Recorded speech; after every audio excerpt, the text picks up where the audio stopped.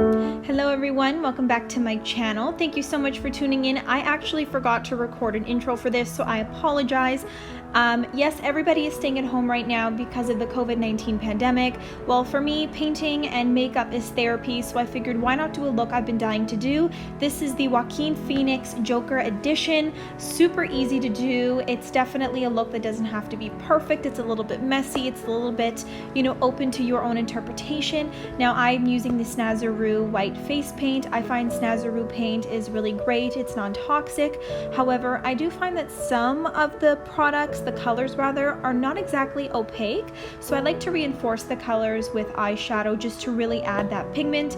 But Mehron face paint is really great as well. So as you can see here, I'm just adding those sort of aged, mature lines with some gray eyeshadow there. That's a makeup brush, that's a MAC brush. And then at this point in time, I'm just really enforcing those lines, having him show me where the natural lines are in his face, rather, from smiling to crunching his head, but you can really see that there.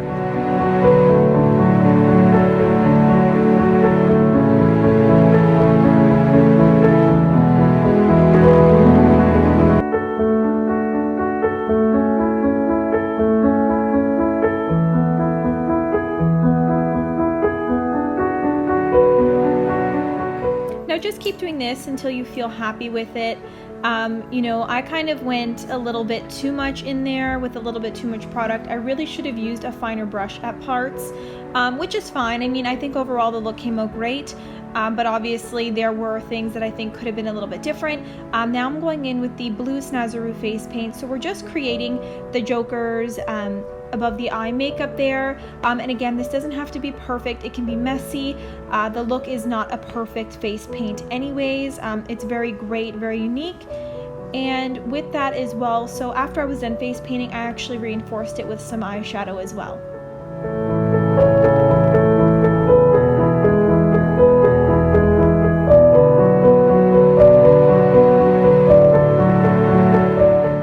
I'm going in to make the mouth. So of course at the end of the Joker movie you did see he sort of smeared blood with both of his fingers at the end for that smile, but he did have that smile painted on. Now I found that the red that I was using, perhaps it was because the color was a little bit mixed in with some other ones, the red wasn't exactly bright, so I went in there and I reinforced it with some other makeup products that I had, and that definitely helps the look. And again, it doesn't have to be perfect. Have fun with this, just enjoy. It's supposed to be a good time. And so as you can see, as I mentioned, so I went in there with a little bit of some products. So that's a brand new red liquid lip stain that I really love. It's very bright. It's a Sephora one. And then there I'm drawing on the clown's eyebrows and really creating that nice curve at the top.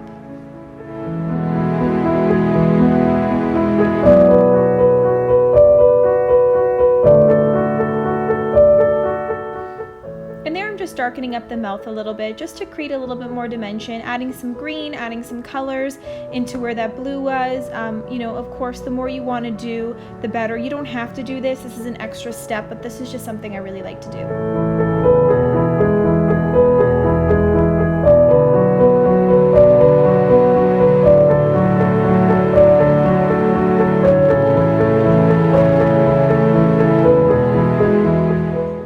And now I've went in with a giant paintbrush. We are painting his hair green. I am actually using the green face paint, Snazaroo as well. Really easy to wash off. Again, this is the perfect product if you're looking to paint your hair. You can use those spray cans, but I find that they are a little bit smelly. There are more chemicals in there, but at least it is water-based paint, so it's great and it comes off really easy in the shower. If you have dry hair, thin hair, whatever it may be, it's really great. So of course now you just want to be doing the final touches, painting on the nose, adding some extra details, perhaps some extra shading or anything like that before you end up having a finished result.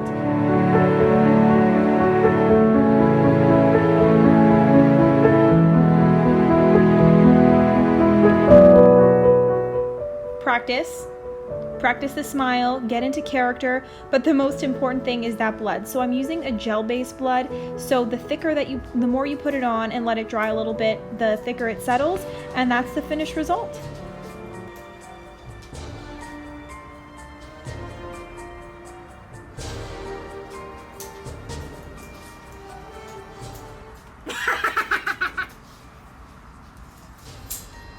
Thank you so much for watching, and I'll see you next time.